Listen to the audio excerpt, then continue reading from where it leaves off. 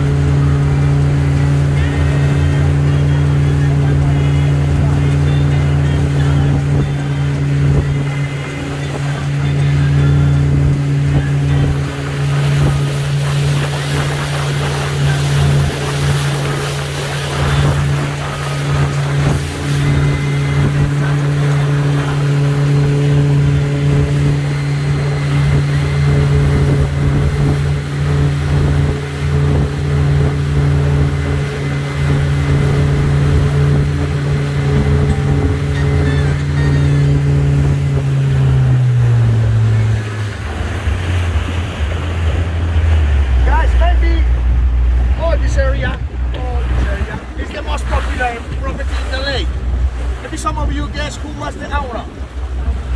Pablo Escobar Gaviria. Pablo Escobar Gaviria was the owner of all this property. Since there until here. Or then the White House used to be the discotheque or the club.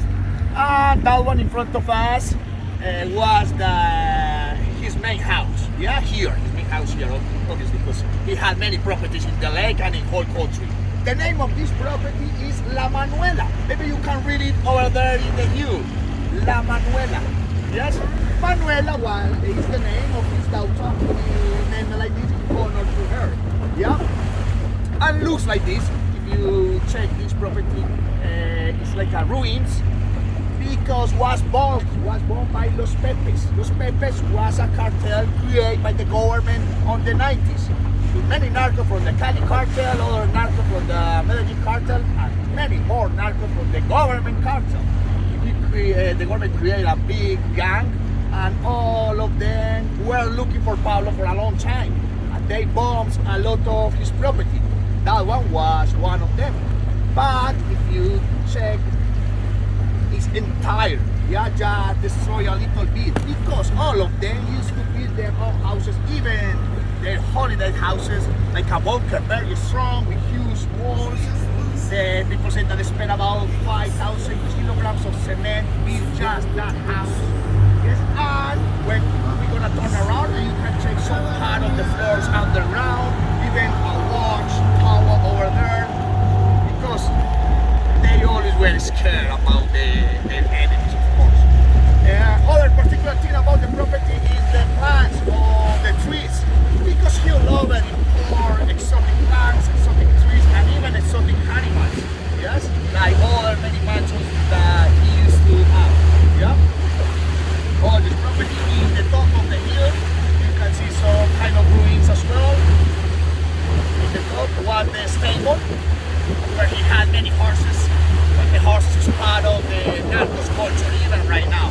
Yeah, and even Ellie Port on the top. And between the bamboo trees, you can see some part of the tunnels. And this property is full of tunnels. Take a look at the part of the tunnel around and the washing over there. It's the same happened with the other property the government took it. But that one especially the government didn't reserve. Yeah? The government is still from the government, and the government rent company tours. Now the company tours is selling tours in the company, in the property. Yeah? You can go and take it around, rent a motorcycle, a bike, and make tours in the property. La Manuela.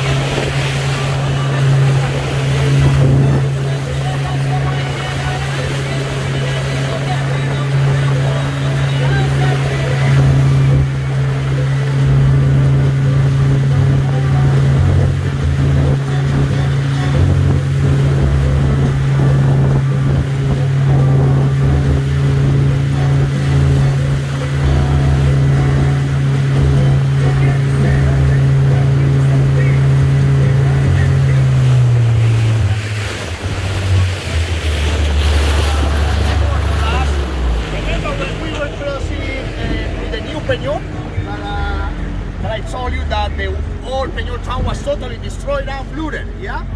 This is the place where the old Peñol town used to be, exactly here. That's why the cross in front of us, everybody can see the cross over there, is to reference, because exactly that point used to be the Catholic Church, yeah? And all around in the main square, like all the colonial towns, yes? Exactly here was the town. Actually, we are navigating over the ruins of the town. The ruins of the town now are under the water right now. Yes, just the ruins, because remember that the government destroyed all the houses. Yes, just the ruins. And just one house survived. You see that white house with red windows and red doors is original from the old town. And it's still over there, survived to the flooded, because it was higher than the others. Yes, was in a little hill. They flooded all the valley and the house survived. And now it's a museum, yeah? The Old Peñol Museum. With a lot of memories from the Old Peñol town, yes? It's original from the old town, all the process took about 1 decade, all the process, the project. It started at the beginning of the 70 decades and finished at the early 80s, yeah? And covered 4 towns. You know, like completely, like I already say you, and a little bit from Guatapé, San Rafael, and San Luis. Over there just covers some neighborhoods, a little part of the town. Here was covered all the town. Yes, and this lake is massive, or this reservoir. It's about 6,300 hectares. It's massive dam. It's a hydroelectric that produces electricity with big water.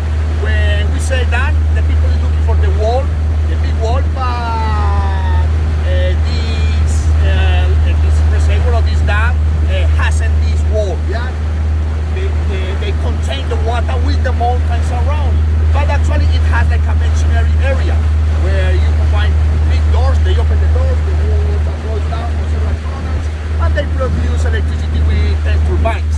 They produce about the 40% of electricity of all the country, and even small electricity to countries close to here, like Ecuador, Peru, just supporting Venezuela right now. And the company is EPM company, Empresas Públicas de Medellín, like a public enterprise from Medellín. But they are from Medellín and they are in public. It's a very, very corrupt company as well. They choose exactly this moment because in front of the town used to cross a big river, the Nare River. So they changed the direction of the river, and like this, they began to flood all the town. The Nare River comes from this way, that's why the bridge. We are right. This is our spot. We're gonna launch over there. Leave your life jacket in the seats, and I hope you like it. Thank you so much.